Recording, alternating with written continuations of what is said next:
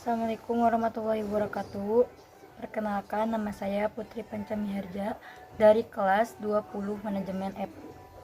Di sini saya akan menjelaskan mengenai tentang akuntansi biaya.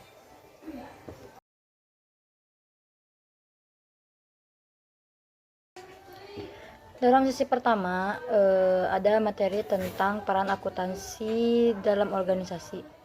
Salah satunya itu akuntansi manajemen, yaitu akuntansi yang mengukur, menganalisis, dan melaporkan informasi keuangan dan non-keuangan yang membantu manajemen membuat keputusan guna mencapai tujuan organisasi. Yang kedua yaitu akuntansi keuangan, yaitu mengukur dan mencatat transaksi-transaksi bisnis serta menyajikan laporan keuangan yang disusun berdasarkan prinsip-prinsip akuntansi yang berlaku umum.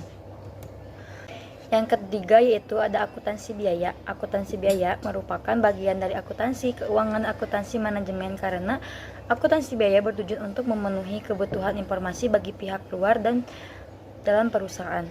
Bukan berdiri sendiri di antara akuntansi keuangan dan akuntansi manajemen.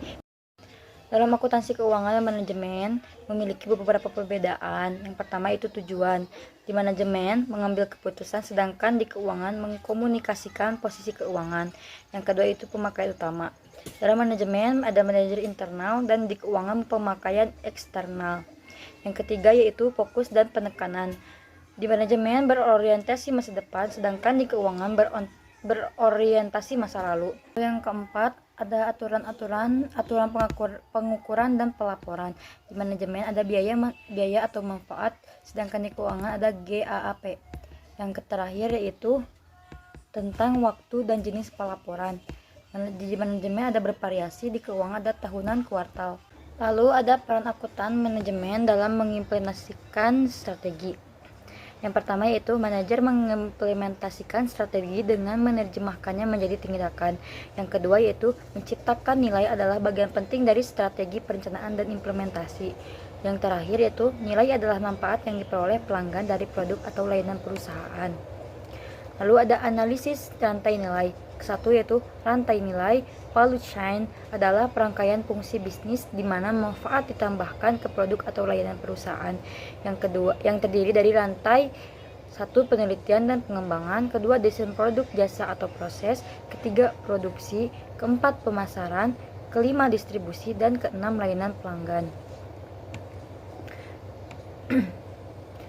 Lalu ada peran akuntan manajemen, yaitu kesatu pemecah masalah, kedua scorekeeper atau pencatat nilai, ketiga pengarah perhatian. Dalam manajemen ada beberapa etika profesional, yaitu kesatu kompetensi, kedua kerahasiaan, ketiga integritas, kelima objektivitas. Sekian dari sesi pertama, lalu kita dilanjut ke sesi kedua. Di sesi kedua ada terminologi dasar dari biaya, yaitu satu biaya cost, lalu sumber daya yang dikorbankan untuk mencapai tujuan tertentu. Yang kedua yaitu biaya aktual, biaya yang terjadi di masa lalu. Ketiga ada biaya yang dianggarkan, yaitu biaya yang diramalkan, biaya atau biaya masa depan. Lalu ada objek biaya, segala sesuatu yang biayanya diukur. Lalu ada akumulasi biaya atau kumpulan data biaya yang diorganisir dalam cara tertentu. Yang terakhir yaitu pembebanan biaya, cost adjustment, istilah umum yang meliputi pengumpulan akumulasi biaya sampai objek biaya. Lalu ada biaya langsung dan biaya tidak langsung. Biaya langsung atau direct cost yaitu biaya yang terjadi yang penyebabnya adalah karena adanya sesuatu yang dibiayai. Yang kedua yaitu biaya tidak langsung, indirect cost, yaitu biaya yang terjadi tidak hanya disebabkan oleh sesuatu yang dibiayai. Adapun contoh biaya langsung dan tidak langsung. Biaya langsung, biasa kaleng atau botol merupakan biaya langsung bagi Pepsi Cola. Biaya kayu pada perusahaan furnitur. Biaya tidak langsung yaitu gaji manajer pabrik menjadi biaya tidak langsung dari setiap jenis minuman bersoda yang mereka hasilkan. Lalu ada faktor-faktor yang mempengaruhi klasifikasi biaya langsung atau tidak langsung. Yang pertama yaitu materialitas suatu biaya, yang kedua itu ketersediaan teknologi, pengumpulan informasi, yang ketiga itu desain operasi. Lalu dalam sesi kedua ini ada konsep-konsep lain tentang biaya. Satu itu pemicu biaya atau cost driver, variabel yang secara kasual mempengaruhi biaya dalam rentang waktu tertentu. Yang kedua yaitu rentang yang relevan. Tentang tingkat aktivitas normal di mana adanya hubungan khusus antara tingkat aktivitas dengan biaya tertentu. Hanya sekian yang saya ketahui di sesi kedua ini. Mari kita lanjut ke sesi ketiga.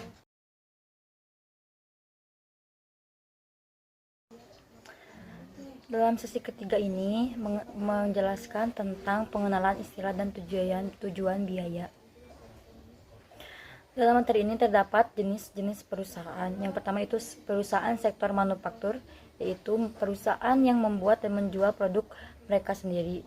Yang kedua ada perusahaan sektor perdagangan, yaitu perusahaan yang membeli kemudian menjual produk berwujud tanpa mengubah bentuk dasarnya. Kegiatan utama perusahaan dagang adalah melakukan penjualan produk yang telah dibeli oleh perusahaan pada konsumen. Adapun proses distribusi dibagi menjadi dua jenis, yaitu proses distribusi langsung dan proses distribusi tidak langsung. Lalu terdapat 4 unsur yang menjadi dasar untuk menghitung akuntansi biaya pada perusahaan dagang, yaitu 1. Kas keluar, yaitu merupakan biaya yang dikeluarkan oleh perusahaan. Kedua yaitu barang masuk, berupa barang yang dibeli oleh perusahaan untuk diperdagangkan. Yang ketiga itu kas masuk adalah uang yang diperoleh dari penjualan barang dengan olah perusahaan. Lalu yang keempat adalah barang keluar, adalah semua barang yang diperoleh oleh perusahaan.